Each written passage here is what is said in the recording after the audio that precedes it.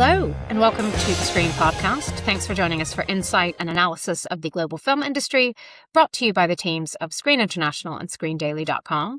I'm Wendy Mitchell. I'm a contributing editor at Screen, and I'm delighted to introduce a very special episode. Today, we're talking all about Gen Z and how they watch films. As a card-carrying Gen Xer myself, I do think it's really funny. We tend to talk about Gen Z or millennials or Gen Alpha as if they were some sort of alien species and not just younger human beings. And we hear so many people my age talking about them, but we don't hear that much directly from them. So we wanted to change that. Before Cannes, Screen did a roundtable with quite a few Gen Z film goers, and that was really interesting. And we knew this would also make a great podcast, hearing directly from them. The film industry needs them in many ways. They are a hugely growing audience, and also they are the future of moviegoing in many ways. So we have our own podcast producer and reporter, Ellie Calnan, who herself is a Gen Z adjacent, at least, and she's going to be talking to two Gen Zers. It's a really fascinating chat, and we get to hear their thoughts on everything from YouTubers to Spielberg. So I will hand over to Ellie now. I'm really delighted to be joined here by two real-life Gen Zers. We have Dylan, who is 18 and studying film production at college, and Olivia, who's 23 and living in London, recently graduated and working part-time. So thank you both so much for coming on the podcast. Thank you. Thanks for having us. So I guess just to start off with, it'd be great to sort of get a bit of a vibe of your cinema-going habits. So I'd love to hear, what was the last film you saw in cinemas? When did you see it? And why did you want to see it in a cinema? So I guess, Olivia, should we start with you? So the last film I saw was The Odyssey, as I imagine a lot of people did see it as well. I saw it twice, actually. I saw it once in IMAX and once not in IMAX. And I wanted to see it. I think I just felt like it was such a sort of important cultural moment, and I really didn't want to have not seen it and then, wait until it comes out and all of the conversation and all of people's opinions I would have already heard. And so it just I wouldn't have felt like part of it. And I was really happy because I saw it quite early on. And so I wasn't skewed too much, what people were saying about it on other people's opinions. So yeah, and I definitely wanted to see it in IMAX because it just felt like I'm not that particularly interested in IMAX normally. I don't really mind about that type of thing, but it felt like if I'm ever going to see something in IMAX, it's going to be this. It was shot in IMAX, and it was really cool because like both times that I went, the cinema was completely packed, and it felt like I'm not really going to maybe have that again. So yeah. Did you feel it was worth the extra price to see it in IMAX compared to when you saw it not in IMAX? I've got to say, so the second time I saw it was in IMAX. I didn't find it that different. I also didn't really know what IMAX was. I think I thought IMAX was to do with the sound and everything, but apparently it's visual. But I didn't really notice that much of a difference, which is maybe sacrilege, but but I didn't. Right. But I enjoyed it a lot the second time as well as the first time, maybe even more. So maybe it did make a difference. I don't know. And Dylan, what about you? What was the last thing you saw? Similarly, the last thing I saw was The Odyssey, but not in the IMAX, unfortunately. That was in 35mm film at the Barbican, actually. Although I did go to the IMAX one time a while ago to see, I think it was some Indiana Jones film. And I didn't, it wasn't all that in my opinion. Like, it was just a bigger screen. I kind of had to turn my head to see what was happening over there. You know what I mean? Like, I kind of want to see all the action unfolding in front of me instead of having to like crane my neck up. I don't know if I had a bad seat. I can't remember. But yeah, no, I saw the Odyssey in the Barbican, probably a viewing for kind of more like a bit more of an artsy kind of like cinema goer scene, I guess. Definitely not the typical place that someone my age would probably want to go and see.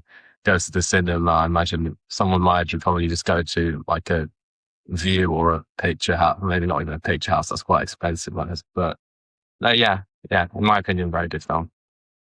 Did you see it with your parents? Did you say? Yeah. So I wouldn't have gone to the Barbican if it wasn't with my parents, to be honest. So I feel like the general consensus for both of you is that maybe those premium formats for you guys personally is perhaps not worth the bigger price tag.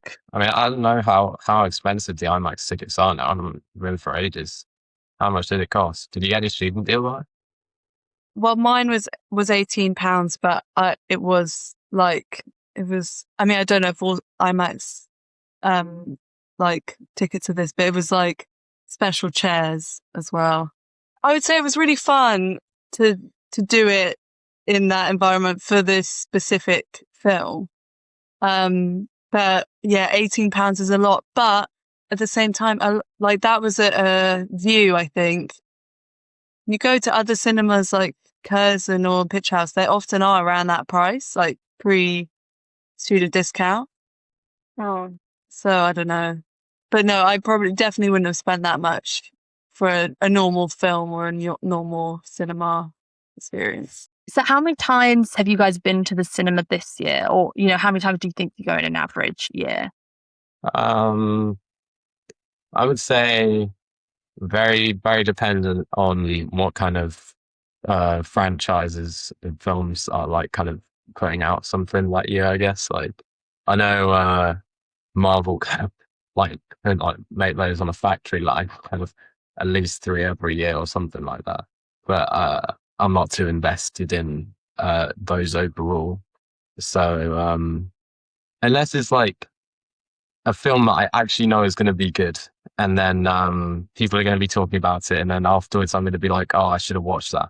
I'll try and watch it. And that probably makes the total something like three times, 4 times, to be honest. Most of those times made up by my family saying, hey, do you want to go to the cinema? And I'm like, yeah. I honestly can't remember the last time I went to the cinema with my friends. And when you say I won't watch a film unless I know it's good, is that just your gut instinct? Is that from reading reviews or like hearing critical discussions about the film? Is that when you sort of, okay, if it's got positive reviews, then I'll go and see it? I guess it's not. I wouldn't say I specifically like hunt down the reviews and like look at them. If my parents say, hey, do you want to come to the cinema with us to see this film, and I don't know, like I haven't heard of it necessarily, then I might search up a review to see if it's good, like kind of worth my time. Although even if it was bad, probably still good to just watch something for free. I did, for an example of that was, what was that one film with Leonardo DiCaprio? One battle after another. Yeah, that's the one. My parents were like, hey, do you want to come see this at the cinema? And then I hadn't heard much about it, but then I looked up the reviews and they're quite positive. And then I enjoyed it. I enjoyed it quite a lot. So I was have to say that was worth the time. Whether I would have gone and paid money myself to go and see it, I'm not sure, because I was at a picture house, and there's, like I said before, it's quite expensive. What about you, Olivia? How many times do you think you've been this year already? So this year I've been 11 times, and then I probably like double that for the whole year. But yeah, like regarding which film I would probably go and see, usually like I actually really like doing that with friends. Like it's like a nice event to be like, oh, let's go to the cinema and then let's get a drink afterwards. And I like just like seeing what's coming out, and I would much prefer to see something in the cinema than see it at home, especially because in general you have to pay for this stuff even when it's on streaming. It's not like it's, most new films, they come out and you have to pay for them. So I don't see it as that much of a financial like loss to go to the cinemas. So yeah. And what about sort of cinema memberships? You've kind of spoken a bit about pricing, but are you guys have any young people memberships or cinema? I know you're mostly relying on your parents, Dylan, but maybe you, Olivia, have you got any sort of young Yes. person? In London, you can find a lot of places that will do a ticket for £5 or £6, which is really good. I don't know about, because like the BFI does £5 and now Picture House does £6 tickets. So that's really good. And that's definitely changes. Like, I always think that, yeah, it sort of took away the casual element of going to the cinema when it was, it's like £12 each time. You can't just say, oh, should we just do that tonight? Because it's like, it's more of a thing. But if it's £5 or £6, then you can do it more on a whim. You don't have to be as worried about, how good the film is or, whether it's going to be worth it when it's a lot cheaper. So I think it's really good that they're doing cheap tickets. What about snacks? Do you guys like to buy snacks in the cinema, or are you no snacks, or do you sneak snacks in, which I'm sure is allowed? I sneak for sure. I'm kind of a sucker for the pick and mix whenever I go, to be honest. I don't know. If it's on like a high street, then I might pop into the corner shop and grab some like Haribos or something to save the money, but or a bite of popcorn. But honestly, the people waiting at the door, I think they've seen it also. I don't really care anymore. Unless you go to some fancy cinema, like, have you seen the one in Battersea Power Station? The one at the top? You haven't heard of that? You have. Yeah, the one now that a bit more tight on security. I went there, but I actually saw Avatar there. I saw Avatar, the latest one. Is that like Fire and Water or something like that? An endless amount of films from there, but yeah, no, I do like bringing snacks into the cinema, to be honest. And in terms of sort of social media, what sort of social media platforms do you see film content on? And are you sort of engaging with it? And what does it look like? Is it interviews? Is it sort of fan reactions? Is it trailers? What sort of things are you sort of interacting with? Me personally, if I see something on Instagram related to it, then it will probably be either an edit of it, but that's usually for the more like action kind of superhero films, or perhaps an interview, or like kind of I can't remember. I'm not sure what you'd call it quite, but when there's the two kind of, if there's two leads of like of a film or something, and then they do like some little fun activity interview, something like that, like Hot Ones, where they like answer questions about the film and then have like chicken and hot sauce or something like that. And some of those are actually quite funny. So I have watched those, but usually that's after the fact, or I'll just watch them even if I'm not going to watch a film, because the actors are like, and they're kind of entertaining people. Like with Sinners, for example. I did actually watch that film, but I would have watched the Hot Ones interview that, what's his name, like Michael D. Jordan or something. I think that's his name. And I've forgotten what the other lead's name is, but like that interview was just like, to be honest, just good media in general.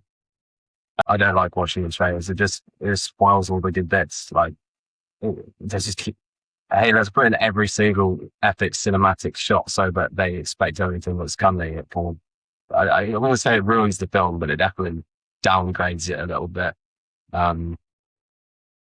I guess otherwise they would struggle probably to gain kind of like hype and popularity for watching the film.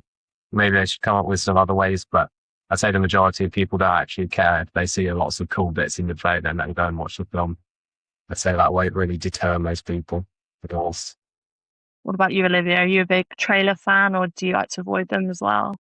I like to watch a trailer if I have seen stuff online, like just thinking that something that definitely motivated me to watch the trailer, and then I think I definitely will see in the cinemas, was I saw a lot of stuff about the Wicker Man, but it's not called The Wicker Man. It's called, I think it might just be called Wicker. I think it's just called Wicker, yeah. The Olivia Calnan, Alexander Skarsgård one, yeah. And everyone, there was it was as if there was like a joke that I like wasn't in on, all about, and I don't know, I'm sure it would have been probably, started by the promotion, the promotion team for the film, but it was about, finding the wicker guy hot and all of these things. And I was like, what are they talking about? And so then I looked up the trailer, and then, it looks like a funny film, I guess. And I love a sort of medieval, that type of, time period. So I'll definitely watch that. But I guess, I don't know whether that was manufactured or if it was like real people who were talking about it. But I find myself, it's funny because I follow A24, their Instagram account, and I'll see stuff come up and I'll be like, oh wow, I'll definitely go and watch that film because of these tweets or because of these like memes or whatever. And then I'll see it's been posted by them, which like I don't mind, because it's like good marketing from them. But I find it interesting because you can, maybe they're just sort of elevating what was an authentic reaction and making more people see it, so they will then want to see the film. But it definitely works on me, all of that stuff. But you prefer maybe sort of watching stuff from, normal film fans? Would you find that more authentic and engaging than perhaps like the companies themselves? Yeah, but I don't mind it either, to be honest, because they'll like with the A24, I think they're like actually really clever with the way that they do it, because it makes you feel like you're seeing stuff from actual fans. And it does seem like they are actual fans, but you wouldn't normally see their tweets. But I think, it works on me. I prefer that definitely to the sort of, the press junket type things, which I think I'm not. Why aren't you a massive fan of sort of traditional interviews, I guess? Well, I like a traditional interview, and actually finding out something, or even if it's like particularly funny, like with the Hot Ones interviews, I think they're actually really good. But I think people have sort of taken those.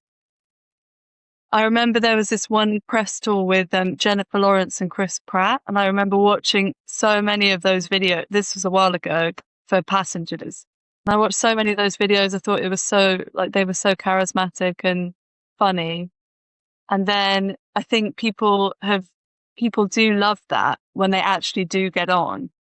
But I think we get so much of it, and it's all these same actors being paired with different people, and you can sort of tell they're doing like the best friend test, and you're like, we all know you're not best friends, like. And I would prefer, newer, like more, I don't know, maybe more like authentic interviews, I think would be better.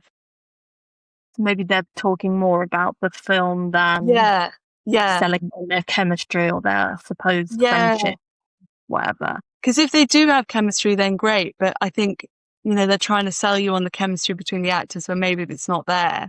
I thought with the Odyssey, I think they definitely did do some of the more like silly press tour things. But I think, well, especially on my Instagram, a lot of people was reacting really well to questions actually about the filmmaking and about the what it was like, making a film with such a great director, and how the actors were actually really knowledgeable about it.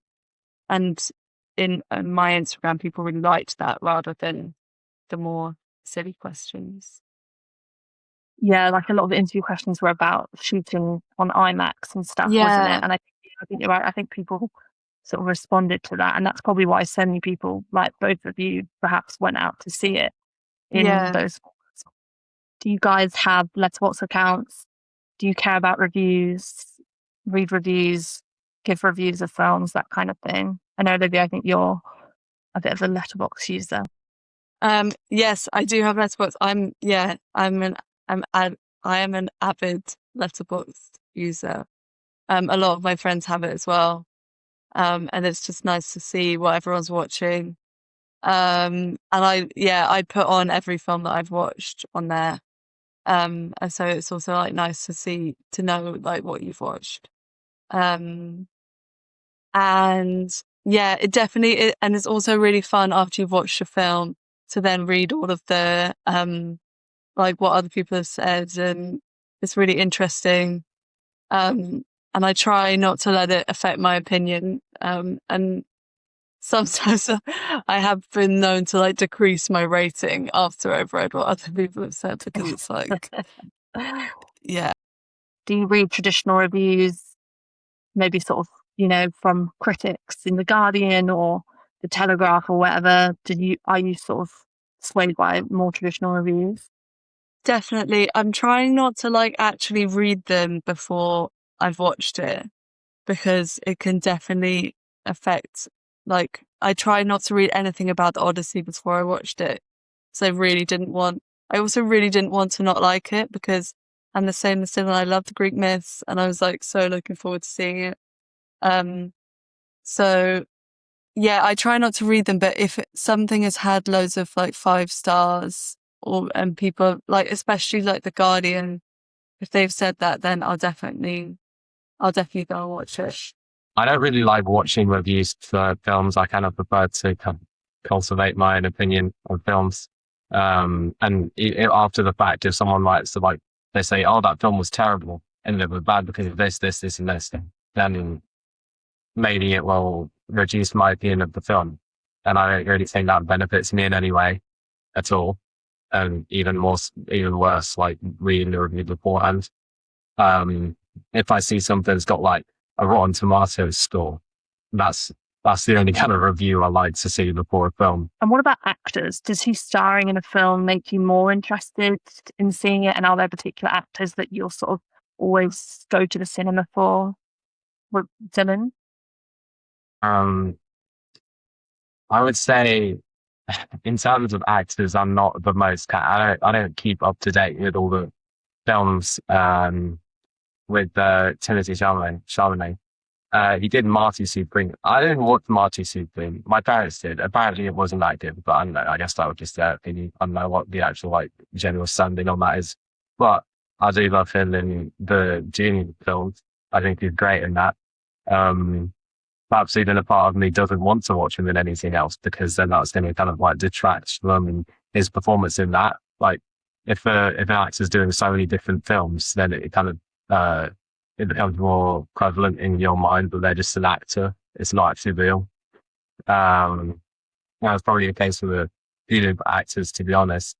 With Tom Holland, I honestly think you should just stick to the Spider-Man film, because in the Odyssey, he stuck out like a sore thumb, in my opinion. Like, just like, oh, there's Spider-Man, hello.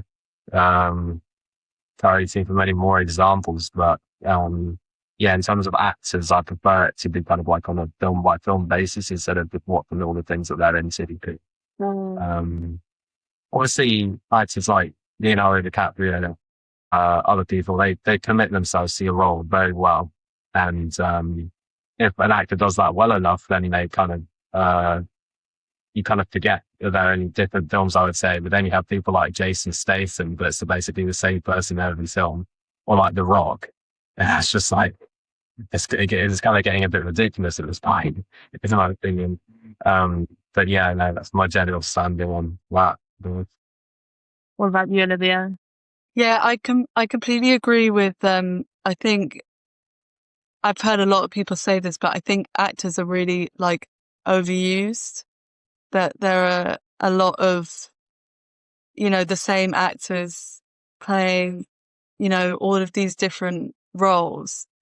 And it means that you then don't, as you say, it's less immersive, because when there are films that you see where you don't know the actors, it's genuinely indistinguishable between the actor and the character. And you're thinking, you're completely immersed in the world. But yeah, I think with the Odyssey, it's sort of its own thing. Like Christopher Nolan does this where he gets like this sort of cast of like really famous actors. So it didn't throw me like that much. But I think the problem is that we do see the same actors over and over again playing like, and then the same, and then they do the interviews, and then it's like you then just get so oversaturated. And I think if they just brought a few new people in, people would love it. Like with Obsession, people like now those actors are now like stars, and they obviously were completely unknown now, and it actually made the film much more interesting that they didn't know the people. So yeah, the only actor that I'll watch like anything he does is Josh O'Connor. I just think he's got very good taste in what films he does. And like I've watched like most of his films, and apart from I've actually not watched the Steven Spielberg one, but yeah, he's the only actor where if he's in a film I'll be like, oh, okay, it's probably good. So yeah. And he's a good sort of immerses himself in a character type of actor. Yeah, I think anyway. definitely. I think he feels very different in everything you watch him in. So yes, yeah, that's so true. And it's interesting you mentioned Steven Spielberg. So you didn't see Disclosure Day. What was sort of why didn't you? Was it reviews? Was it just didn't appeal to you? Why didn't you sort of want to watch that?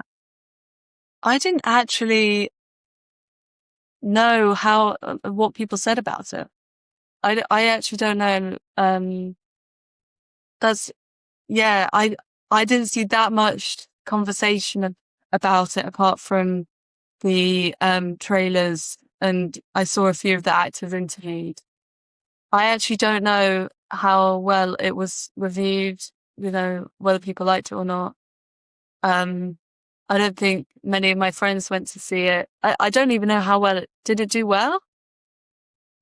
I think it did okay. I think it was, reviewed okay and did okay at the box office. But maybe it would have expected to do a little better.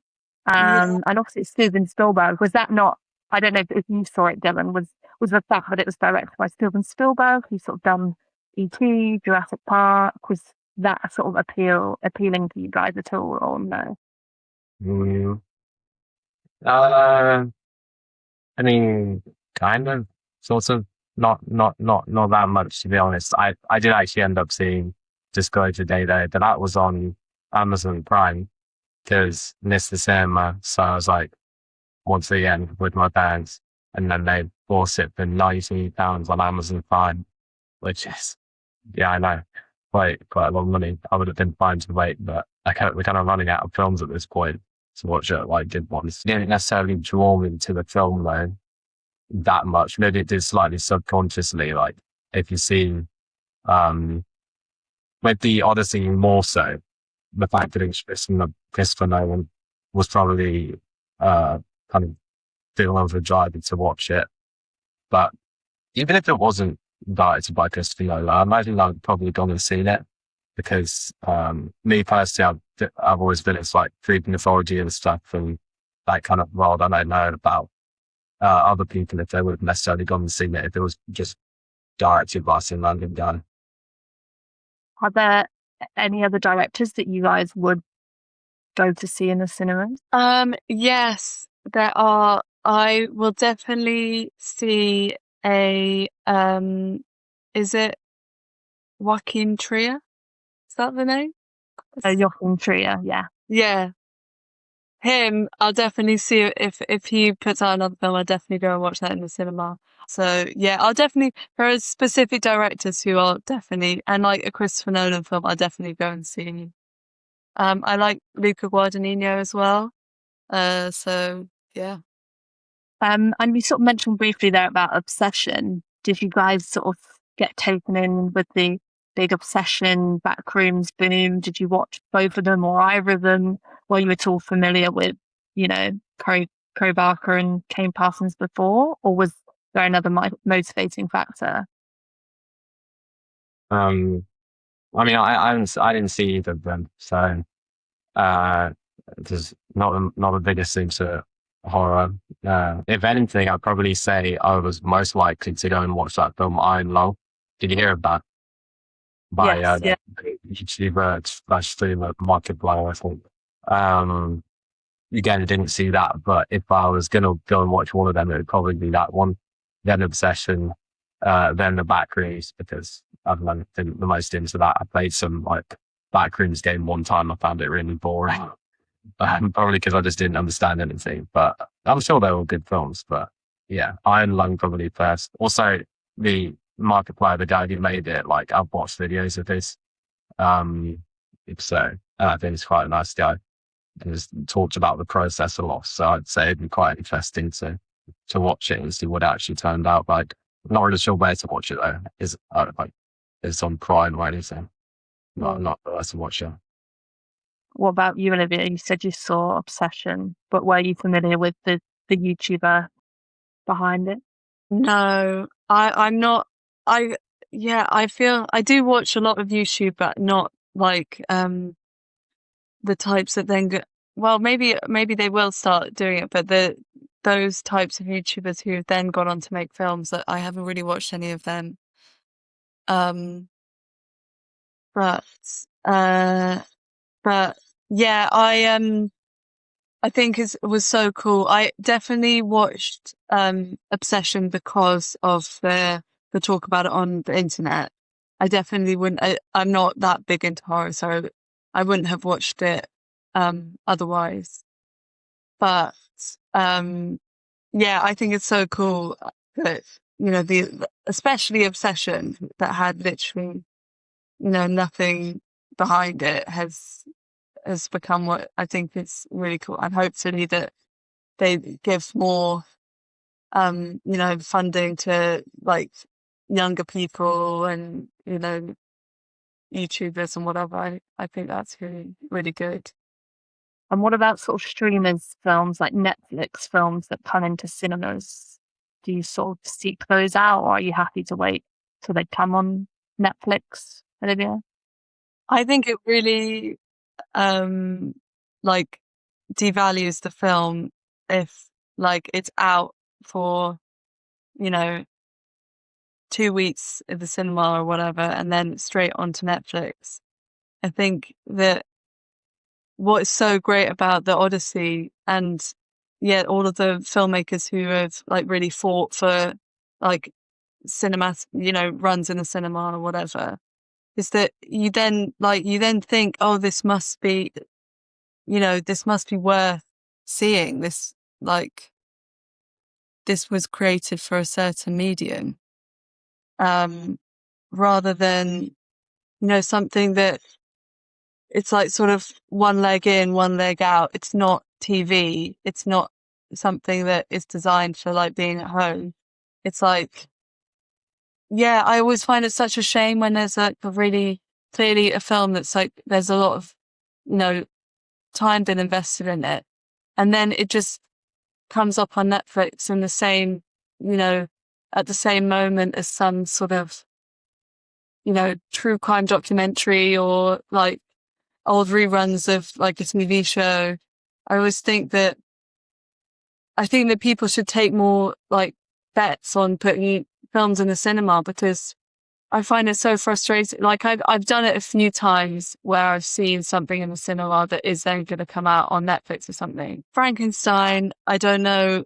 I think that was a real shame that they didn't put that for a proper, because I would have gone and seen it in the cinema, but then by the moment that it came out, it was then straight onto Netflix. And then I thought, well, I'm not going to watch a film like that on Netflix, because it's like such high production value. Like I wish I had seen it in the cinema. When they come out and they're sort of a flash in the pan and then they're gone, I think they may as well just not had them in the cinema. Whereas if they if they have a good run, and then also people can start like, telling their friends or whatever, and they'll start going. I definitely, even if it is then eventually going to come out on Netflix or it's made by Netflix, I think it's a good thing to have on cinemas. Sort of looking ahead to the rest of the year, what are sort of some films that you're really excited to see in cinemas that you're sort of looking out for? I mean, you probably won't be surprised to hear is the next June film for me. Big fan. I'll watch Avengers Doomsday just because of all of the hype. I'm not particularly invested in the like kind of Marvel as a whole. A bit like you, I like the Spider-Man films, and that's why I watched that.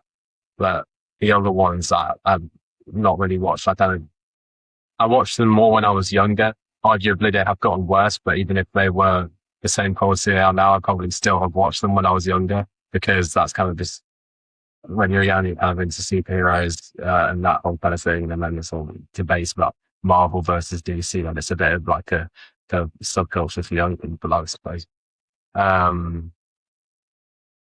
But yeah, no, I do want to watch the Avengers Doomsday, just because of all of the hype.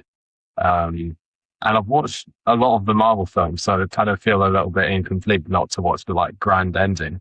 Well, I'm sure they're going to drag it out and create another grand ending 10 years down the line. But it kind of just seems a bit obvious to go and watch it in a way, even though I'm not particularly bothered about the film and all itself. Which one will you watch first? Because they're both coming out on the same day. No, definitely June. Definitely June. First. Yes, 100%. Yes. What about you, Olivia? What are you excited for? So I'm really excited for June 3 as well. I think that's going to be so good. I'm really looking forward to seeing Sense and Sensibility is coming out. And I love like the Jane Austen adaptations. I am also really looking forward to seeing Prime Time, the one with Robert Pattinson. That looks really good, and like there's been obviously a lot of like talk about that on social media. I want to see The Social Reckoning because I love the Social Network. I don't know how good it's going to be, but I love that film, so I'm definitely going to watch that. And just as we wrap up, just like one final comment, what do you think the industry gets wrong about Gen Zs when it comes to cinemas? What do you think, is there more that they could be doing to lure in people your age? And what would you like to see them do? I think that what like people do get wrong is like the relationship between like social media and what content that actually Gen Z like want to see in films. I think what worked so well about Backrooms and Obsession was because they were by people of like our generation. They knew how to like weave in the stuff that like we are interested in, but without, it being, really condescending or just misses the mark and actually just like doesn't resonate at all. I think that that's why, like hiring younger people to make films about stuff that interests us. I don't think it's like actually that much of because for me with my friends and like, going to see the cinema, everyone just like actually wants to see a good film. And it's not really about the IP or like the content or whatever. You just actually just want to see something that's good. And you just don't want to waste your time because you can get entertainment at home. And so like, because like that's an option, just seeing a sort of quite average film that is, maybe been like made by committee or whatever that they think, is going to get lots of people into the cinema. I don't think that is the solution. I think more the solution is like making films that people are going to talk about on social media that discuss like issues that we're interested in. Like, for example, like Obsession and Wax is an example of that, of how it took stuff that, it is sort of from social media or like alludes to it, like stuff on the internet, but isn't specifically created to involve like young people. Yeah. No, I get what you mean. Yeah. What about you, Dylan? I mean, an obvious one, in my opinion, would be kind of sorting out the kind of like pricing and everything. Like, it's all like good having student deals, but Gen Z includes people that are younger than our students, I think. A lot of people my age can't just rely on their parents to get a little bit of money to go to the cinema. And for people like 17 and 16, it's arguably harder to get a job. So I think they kind of make it more financially appealing for people in that kind of age bracket to go to the cinema. Another thing would be, I might just be going on a whim when I say this, but I would guess that people like producing films think that they need to add characters that like people my age would associate with to enjoy the film. But like, people my age, they can enjoy a film if it contains all like people that are above 60 years old, as long as it's a good film. Like, maybe I'm just speaking for me. Maybe That's so someone, true. I yeah, completely agree. And when they put in a character who's young, it's like the most, I don't think they've ever met someone who's young. Like, even when they animate them, I'm always like, why have you animated them like that? Like, it looks so, I complicated. completely agree. I think that it Yeah. just doesn't work when they try and go, oh, look, there's like with animated films, and there's like a teenager who's always on their phone. I'm always like, what? Why do you even put that in? Yeah. Like, it's not, yeah. Okay, well, that'd be good for all the producers listening. Make some real young people in your films, or don't even put them in at all. We don't need them, apparently. Well, thank you both so much for coming on and sharing your thoughts. It was really insightful, and I'm sure will be really sort of interesting for everyone listening. And yeah, thank you so much for your time.